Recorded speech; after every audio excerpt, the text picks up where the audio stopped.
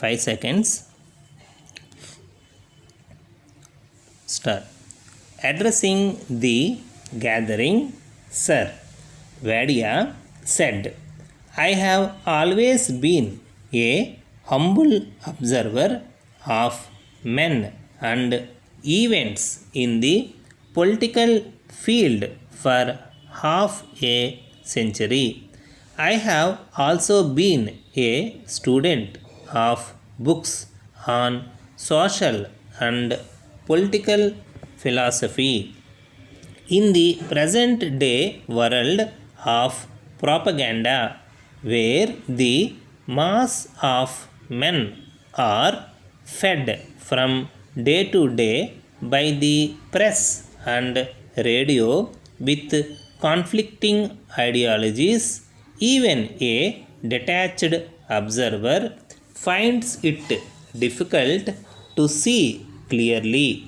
If I am tempted to speak at an age when I have retired from all active work, it is because I have a desire to be helped to a little more clear thinking in this disturbed atmosphere, as much as to help others to think, because truth has little chance of emerging if it is not to be a product of cooperative endeavor.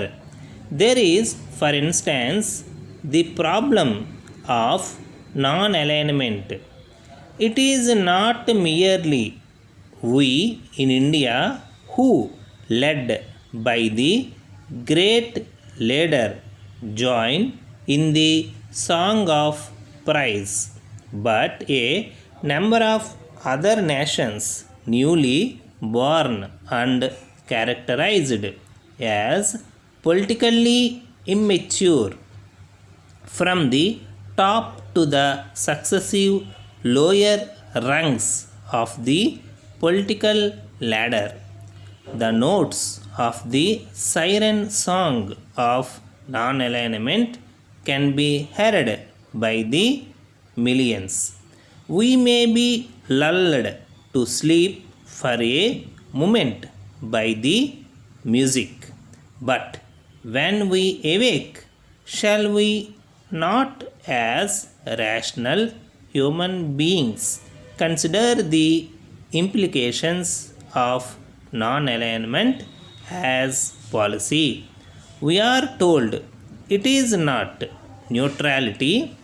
We have been assured that it implies the right to think for ourselves and not as members of a political bloc on the individual merits or demerits of each political issue as it arises, and decide for ourselves the policy that we should adopt.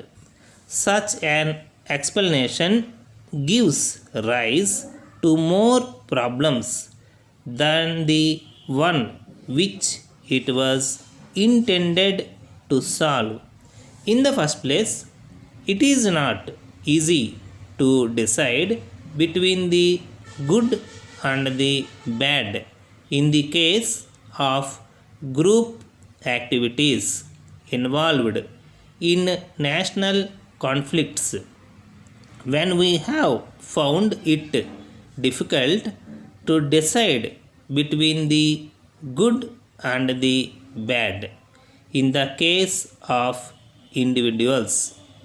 In the second place, we are by such an easy explanation undermining one of the fundamental principles of democracy which we are proud to advocate, and equally proud to be labeled as one of the biggest democratic nations of the world are two minds wiser than one?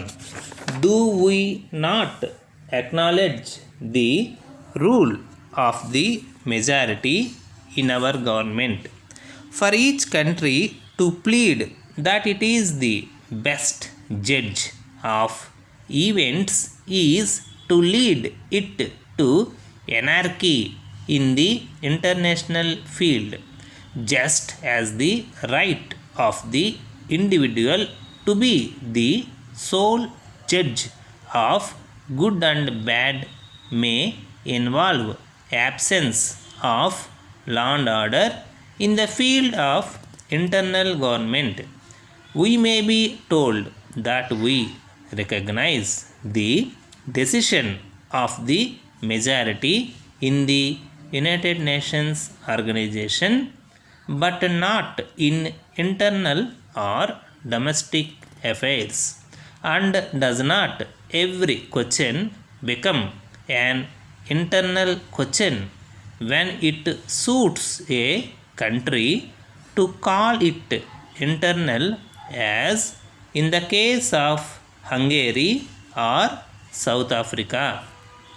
In the next place, non-alignment is based on the assumption that there are two power blocks equally bad, and it is better to refrain from joining either of them.